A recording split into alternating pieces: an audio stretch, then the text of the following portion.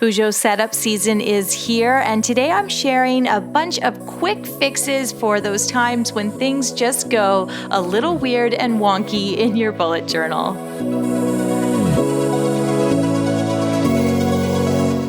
Hi friends, welcome back. My name is Shayda and we are at the end of 2019. It is journaling season as we get ready for 2020. So I'm going to jump right in, and I'm just kind of wanted to give you an idea of what my journal looks like, because of course when we're fixing our mistakes we always want to stay true to our own style. So I use a lot of black and white and botanicals, a little bit of paper, and just a lot of doodles really. This is my weekly layout for the week that we're in right now, the first week of December, and I am just going to flip to a page at the back of my Baron Fig journal here, and we're going to talk cover-up fixes first. So I always have a bit of paper on hand. All I did here was make some color blocks in Photoshop, and then I printed them out on my cheap printer.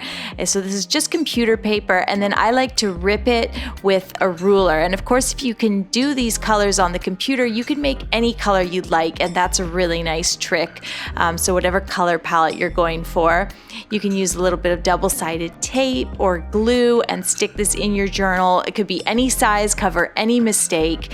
And then what I like to do to incorporate the ripped paper into the rest of the page or the journal spread is to do a little doodle that sort of goes off of the little piece of paper. So this is a simple botanical, mostly just leaves with one flower, but you can see that it travels from the ripped paper down onto the page. And in that way, this is nice for fixing mistakes because it looks like it's supposed to be there. So even if you have to cover a huge mistake, the drawing is incorporated into the spread. And now you've got a nice place where you could put some notes or goals or a to-do list.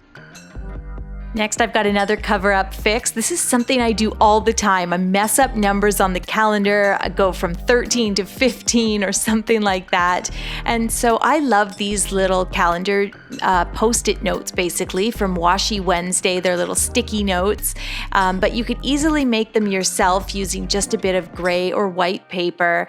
And I'm just going to paste that in there. And then, of course, you're able to do the calendar all over again, kind of take a second crack at it. And you could do that with any little bit of colored paper, just cut it out in a square. When it comes to cover-up fixes, there's really no limit to the things you can do, whether you're purchasing little post-its or to-do lists like I've done here, or simply having a bit of ripped paper on hand to fix those mistakes. You could design your own to-do list, print it out on the computer, and then just incorporate the ripped paper into your spread with a bit of washi tape, a couple little botanical doodles, and you'll never know where the mistake was in the first place. Now here's another one I like to do quite often with a bit of washi tape, and you need a dark, solid color washi tape for this, like black. Just put a few strips, as many as you need to cover your mistake. Then you're going to take a white gel pen like the one I have here, and all you have to do is do a cute little drawing. I think the key here is that you're going to do a drawing that goes off of the dark washi tape and onto the journal page, just like we did for the notes page on the other side. So you can see here I'm going to take my Pigma Micron and I'm going to continue that botanical doodle onto the page. You get this really nice black and white sort of negative positive effect. And because you cover your mistake with the washi tape, but then the doodle isn't just sitting only on the washi tape, it really looks like you meant for it to be there all along, and it's a beautiful way to border a page. You could kind of continue up and have a whole enclosed corner, and you of course can make that washi tape section as large as it needs to be to cover up the mistake.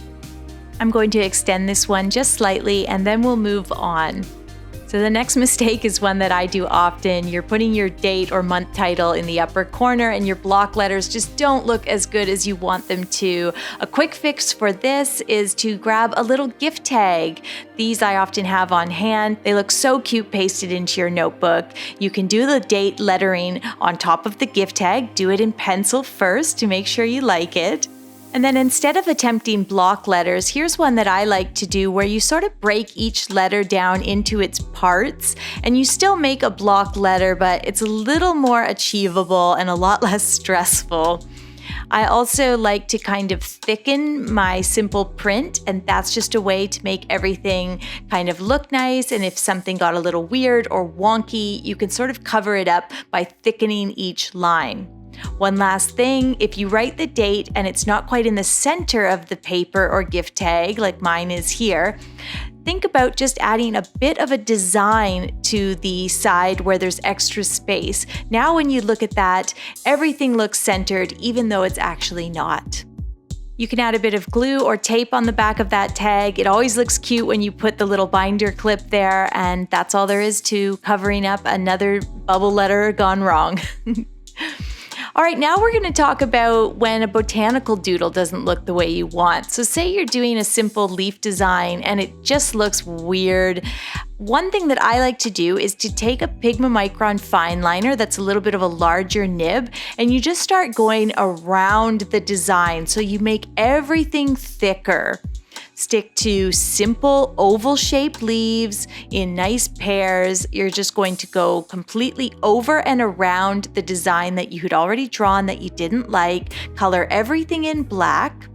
And then here's how you kind of save it so it doesn't look too childish. You're going to pick another little design, could be a berry, could be a little leaf like I'm doing here, something delicate, and you add that to the chunky leaf design that you just did as a cover-up. Next, we're talking block letters gone wrong again. When your hand shakes, when things look bad and uneven. Here's what I do. It's a similar fix to the botanical. We're going to take a brush pen or a larger marker and we're covering over everything.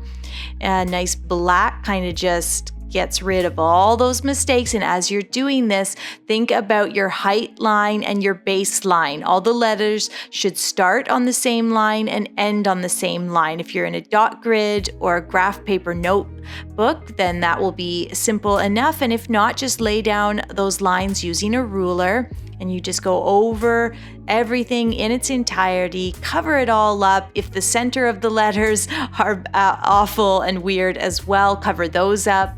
The G was off, so I'll cover up the center of the A as well. And if you're not quite as unhappy with your block letters, if they're just a bit uneven, a simple shadow can really help even the thickness of each letter or number out, and also help with weird and crooked lines. There are so many fixes for your letters and drawings that you're just not happy with, and normally we can fix these things with the items that we're already using, like markers and pens and washi tape. For our last fix, I had Chris write a week of and do a little floral doodle. He did pretty good, but I think we're going to try and make a fix here. And this is a simple enough one, and it looks quite pretty. You're going to draw a square around the mistake. You can use a ruler if you need to. Then we'll take a cutting mat, put it under the page, grab an X-Acto knife and a little ruler. And then we are just going to cut along those 4 lines and get rid of that mistake in its entirety. Goodbye, mistake. Goodbye, Chris's handiwork. He did pretty good. And I'll just fix up those corners, and then we'll get rid of that cutting mat. And now you have a little window. And this is so much fun. You can use it to show through to the page beneath. Whatever you are going to put there, you can still write the message or the date or whatever it was on the page below. And even if you just tape the pages together, this is sort of a fun idea. And I think it looks so pretty when you simply put botanicals bordering that little window. Same thing goes if you have a mistake along one side of a page. You could actually cut a third or half of the page off and do a Dutch door like we do for our cover pages every month. So there's my little window, mistake gone, and then I'll trace that square onto the page below, and that's where I have to now put my message, which could be the date, like week of November 5th or something like that. But you get the idea. We'll go over that in pen, carefully doing it in pencil first. And I think that looks so cute and so pretty. We erase the pencil, and we've got this sweet little window, and then you could put a goals page or an extra calendar page on the note below it. Well, guys, that's it for my Peugeot fixes. I know journaling is so much fun. Don't get stressed out if you do make a mistake. It is so not a big deal, and there's always a fun and cute little fix. Thanks for watching. Don't forget to hit that subscribe button, and I will see you soon with a new tutorial. Next week, it is time for my 2020 setup, so make sure to check back for that video.